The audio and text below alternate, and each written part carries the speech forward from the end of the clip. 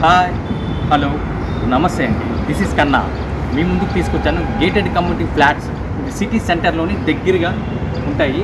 Super అంటే సూపర్గా ఉంటాయి. చూడండి, గేటెడ్ కమ్యూనిటీ ఫ్లాట్స్ యొక్క డీటెయిల్స్ ఏమిటో, ఎక్కడ ఉంటాయో వీటి కోసం మరిన్ని వివరాల కోసం మీకు చెప్తాను.